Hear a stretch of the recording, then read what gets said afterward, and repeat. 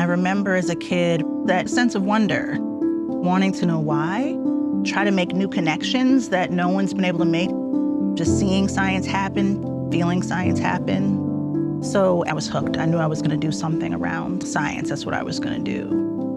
But at that early stage, I remember being in kindergarten and talking to my teacher about how I was so excited about that. And I mean, she essentially laughed and said that that wasn't something that I was going to do. It was a very tough experience. I'm Namandjé Bumpus. I'm the chief scientist of the U.S. Food and Drug Administration.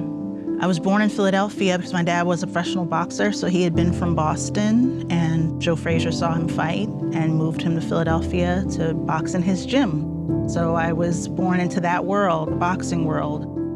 Every step of my career, people have always told me I'd never get to the next. I mean, I remember scenarios where, I would go somewhere and give my name, I'm, Namandjé Bumpus, and have the person look and say, but it says PhD.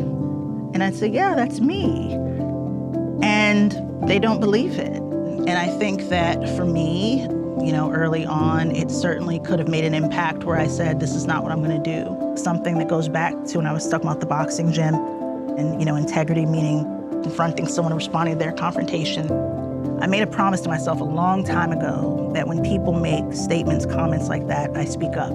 I have to. So I spoke up because I thought it's important for the people coming behind me that I, fought that battle. And so I always tell my students that I think that's one of the most important things about moving forward in a career like science. It's hard for anybody, but particularly if you're coming from a background that's, underrepresented in this field and historically marginalized, that you just cannot internalize other people's views of what you can or cannot do.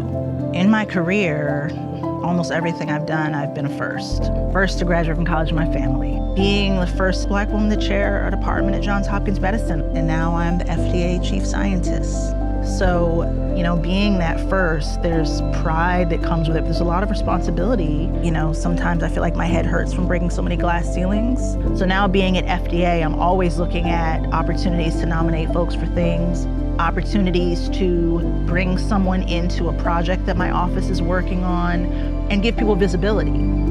I feel like the success is not being the first. The success will be that I'm not the last. So that common thread is really developing the careers of others. Like that, I think, is my life's work, that I could be more excited about other people's success and even my own.